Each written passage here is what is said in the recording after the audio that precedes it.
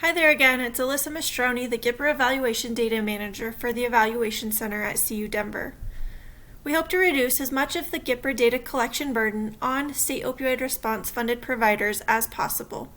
So this fourth and final training video will share various tips and tricks to make your GPRA data collection efforts more efficient. Let's get started. Our first tip is to thoroughly review the GPRA intake survey before you administer it for the first time. If you haven't already done so, we encourage you to watch the training video that discusses the GPRA tool and review a copy of the GPRA survey. Both resources are available on the SOR Colorado website. Once you've reviewed the GPRA survey, you may notice that many of the questions are similar to questions that you normally ask during your program's internal intake assessment. Just for added context, the GPRA survey is based on the Addiction Severity Index. Therefore, it's very possible that many of the questions you're required to ask for GPRA are similar, if not the same, as questions that you would normally ask during your program's intake assessment.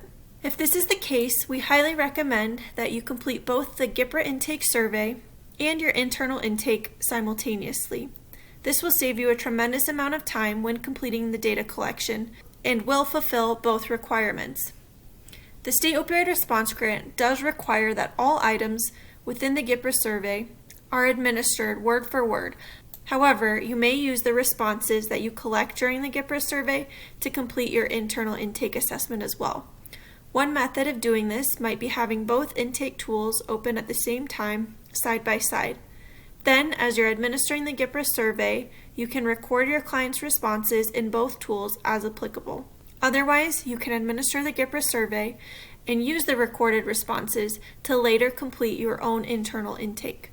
For example, you can see that I have both the GPRA tool and a sample program intake pulled up. Since both tools ask about alcohol consumption, you can read the question directly from the GPRA survey and then would be able to record your client's response into both tools. On the GPRA survey, you will notice that it asks about alcohol consumption to intoxication and distinguishes between 5 or more or 4 or fewer drinks. However, the sample intake assessment only asks about alcohol consumption to intoxication and does not distinguish between the number of drinks. In this case, you would be required to ask the question as presented in the GPRA survey and may be able to use the client's response on your own internal intake depending on your program's standards. Either way, it's important to crosswalk the GPRA tool and your own internal intake to determine if combining the data collection efforts is possible. Keep in mind that you cannot substitute language or use clients' responses to your program's intake in order to complete the GPRA survey. The grant requires that the GPRA survey is administered verbatim, but it may be an option to use the data collected in the GPRA survey to fulfill your internal intake. We recommend reviewing your current intake workflow and incorporating the GPRA intake into it as much as possible. This will reduce the burden on you and your client. Depending on your normal intake workflow, it's helpful to plan out the best method for administering the GPRA survey. You can administer the GPRA survey by downloading and printing a hard copy of the tool and then enter it into SPARS later, or you can administer the survey online and enter the client's responses directly into SPARS as you go through the tool. Keep in mind there are benefits and things to consider for each method. If you choose to use a hard copy of the GPRA survey, the administration may feel more personal without the computer acting as a barrier between you and your client. However, if you choose to go this route, be sure to pay attention to the skip patterns and data cross-checks that are noted and would otherwise occur automatically within the online tool. Also keep in mind that you are required to enter all of the data into SPARS within 7 days of administering the GPRA survey. Unfortunately, you cannot scan and upload the survey into SPARS. Instead, you will be required to enter each field into the client's record within the SPARS portal. On the other hand, if you choose to administer the survey directly from the online SPARS portal, you may save time by administering the GPRA survey and completing the data entry at the same time. And the online GPRA survey will automatically follow all of the skip patterns and cross-check the data as you enter it. However, this method may not feel as personable to your client or it may not flow well with your existing intake workflow. Again, it's helpful to think through how the GPRA intake might fit into your existing workflow and take each of these items into consideration before choosing how to best administer the GPRA survey. Many of our tips revolve around really getting to know the GPRA survey before you administer it for the first time. There are many sensitive questions asked throughout the GPRA survey, and every section of the survey has potential to reactivate a post-trauma response in your client. It's helpful to let your client know when you are transitioning from one section to another and warn them about potentially sensitive questions before you ask them. If your client appears uncomfortable, you can also acknowledge the sensitive or invasive nature of the question and assure them that it's not uncommon to feel uncomfortable answering it. Also, keep in mind that clients may always refuse to answer a question or say they don't know the answer. Refuse and don't know are response options throughout the entire GPRA survey.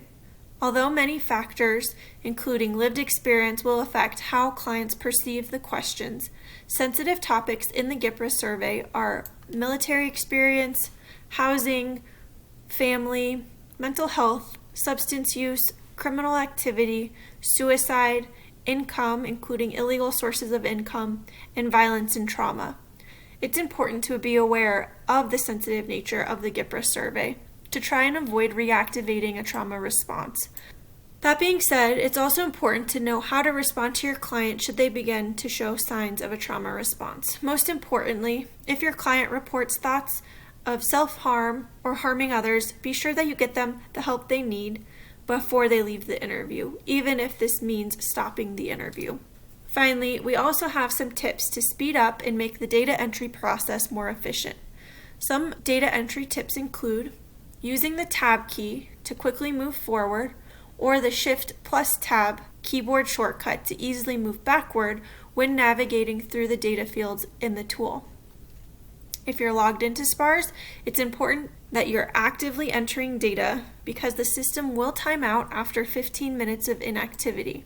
If the system times out and you did not submit the data, you will be required to enter all of the data again. In order to advance through the reporting system, you must enter a valid value in every field. Fields cannot be left blank. There are don't know and refuse to answer options for clients who either don't know the answer or don't want to answer a question. Finally, partial records cannot be saved.